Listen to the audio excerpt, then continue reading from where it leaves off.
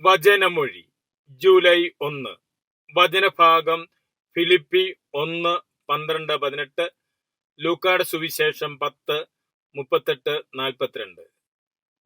വിശുദ്ധ ലൂക്ക അറിയിച്ച നമ്മുടെ കർത്താവ് ഈശോ മിശിഹായുടെ പരിശുദ്ധ സുവിശേഷം. ഈശോയും ശിഷ്യരും പോകുന്ന വഴി ഈശോ ഒരു ഗ്രാമത്തിൽ പ്രവേശിച്ചു. മർത്ത എന്നുപേരുള്ള ഒരുവൾ അവനെ ഭവനത്തിൽ സ്വീകരിച്ചു. അവൾക്ക് മറിയം എന്നു പേരുള്ള ഒരു സഹോദരി ഉണ്ടായിരുന്നു. അവൾ കർത്താവിന്റെ പാദത്തിങ്കൽ വചനം കേട്ടുകൊണ്ടിരുന്നു. മർത്തായാകട്ടെ ശുശ്രൂഷയിൽ വളരെയേറെ വ്യഗ്രചിത്തയായിരുന്നു.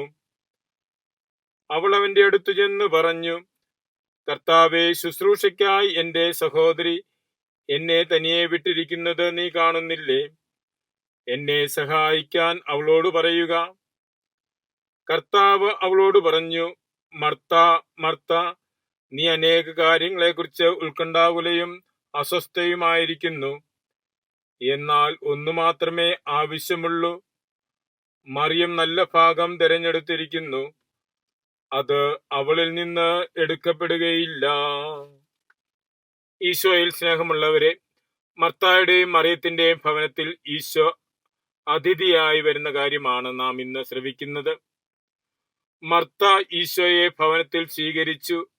അവനെ ശുശ്രൂഷിക്കുന്നതിനായി പലവിധ കാര്യങ്ങളിൽ വ്യഗ്രചിത്തയായിരിക്കുന്നതാണ് നാം കാണുന്നത്.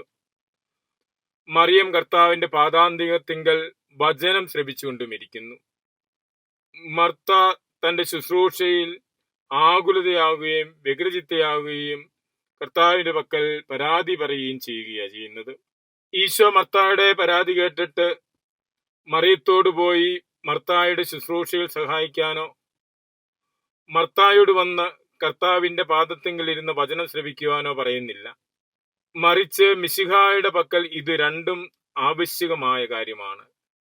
വചനം ശ്രവിക്കുകയും ശുശ്രൂഷ നിർവഹിക്കുകയും ചെയ്യുക. മിശിഹായുടെ ശിഷ്യത്വത്തിന്റെ ഭാവമായിട്ട് ഈ രണ്ട് ഭാവങ്ങളെയും ദർശിക്കണമെന്ന ഇന്ന് തിരുവചനം പറയുന്നത്. മർത്തായുടെയും മറിയത്തിന്റെയും ആത്മീയതയുടെ ഒരു സമുന്നയമാണ് ക്രിസ്തു ശിഷ്യനിൽ രൂപം കൊള്ളേണ്ടത്. മിശിഹായുടെ ദർശനത്തിൽ ഇത് രണ്ടും ഒന്നു തന്നെയാണ്.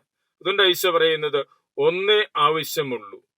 വചനം ശ്രവിക്കുന്നതിനെയും ശുശ്രൂഷയെയും വ്യത്യസ്തമായി കാണാതെ ഒന്ന് ആയി കാണുവാനായിട്ട് ഒരു ആത്മീയതയുടെ വചനം ശ്രവിക്കുന്നതും ശുശ്രൂഷ നൽകുന്നതും മിശിഹായുടെ ശിഷ്യത്വത്തിന്റെ ഇരുവശങ്ങളായി ഇരുപാഠങ്ങളായി മനസ്സിലാക്കണമെന്ന് ഇന്ന് തിരുവചനം നമ്മെ ഓർമ്മിപ്പിക്കുകയാണ്. മിശിഹായുടെ അനുയായികളായി ജീവിക്കുന്ന നമുക്ക് വചനം ശ്രവിക്കുന്നതിനെയും ശുശ്രൂഷ ചെയ്യുന്നതിനെയും രണ്ട് ആയി കാണേണ്ട ആവശ്യമില്ല. രണ്ടും ഒന്ന് ആണ് എന്നാണ് ഈശോ പറയുന്നത്. അതുകൊണ്ട് ഈശോ പറയുന്നത് ഒന്നേ ആവശ്യമുള്ളൂ. അപ്പം വചനം ശ്രവിക്കുക, ശുശ്രൂഷ ചെയ്യുക എന്നുള്ളത് ഒരേ യാഥാർത്ഥ്യത്തിന്റെ ഇരുവശങ്ങളാണ്. ക്രൈസ്തവ ശിഷ്യത്വത്തിന്റെ ഇരുധർമ്മങ്ങളാണ് എന്ന കാര്യമാണ് ഇന്ന് തിരുവചനം നമ്മെ ഓർമ്മിപ്പിക്കുന്നത്. മർത്തായും മറിയവും ചെയ്തിരുന്നത് രണ്ട് കാര്യമല്ല, ഒരേ കാര്യം തന്നെയാണ്. രണ്ടും ഒന്നാണ് എന്ന് ഈശോ തന്റെ വചനങ്ങളിലൂടെ പ്രബോധിപ്പിക്കുകയാണ്. ആ ദൗത്യം ആകുലതകളില്ലാതെ വ്യഗ്രതകളില്ലാതെ നിർവഹിക്കുവാനാണ് ഈശോ ആവശ്യപ്പെടുന്നത്.